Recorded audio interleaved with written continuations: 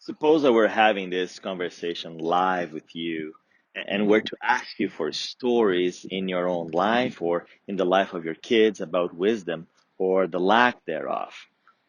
In that case, I can almost guarantee that you have at least one story. I have many stories. And here we are, in front of a school, because this is where I have most of my memories when it comes to the topic of wisdom. Let me say this. Up to high school, I was not very fond of going to school, if you know what I mean.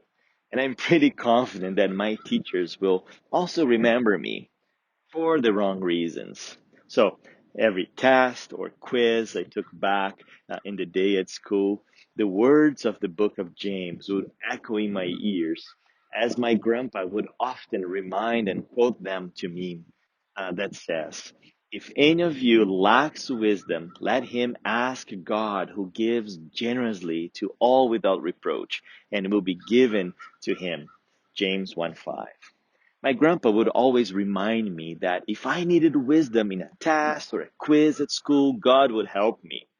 But my grandpa failed to told me that I also needed to study hard. You see, God's wisdom is the blessing from God to help us apply knowledge.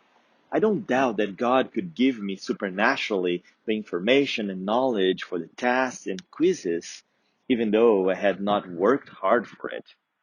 But God could do it. But God wants us to grow in wisdom. In other words, to apply what we know, but we need to know to apply. So God wants us to know His wisdom so we can apply it and have the great ability to handle life instead of being ridiculed. I have to say that when my elementary school teachers had learned that I had become a very well accomplished architect here in Canada, they were very surprised. No wonder. But they were very happy and very proud of me. After all, as someone who teaches today, I can see how people can change. And that's the wisdom. That's what wisdom does. And it helps you make wise decisions that are not only beneficial for you, but to others around you as well. Late theologian J.I. Packer, in his masterpiece book, Knowing God, he says, wisdom is the power to see and the inclination to choose the best and highest goal, together with the surest means of attaining it.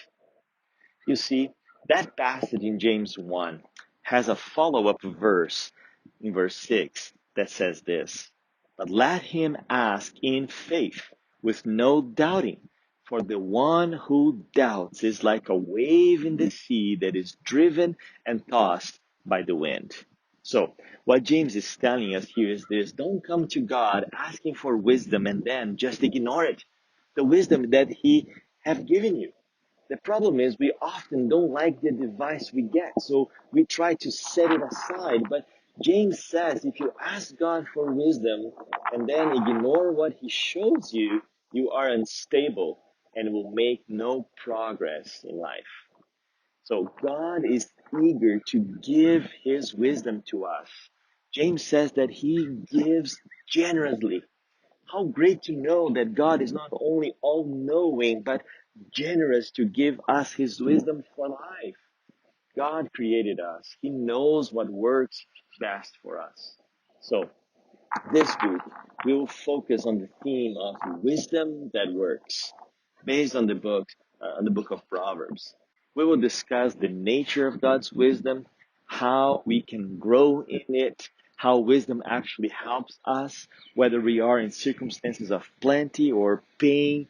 Ultimately, the Bible tells us that wisdom is not a concept or an idea, it is a person, Jesus Christ. So join us this week as we explore how growing in wisdom means growing in our walk with Jesus and vice versa. Invite your friends to join us also by sharing this devotional with them.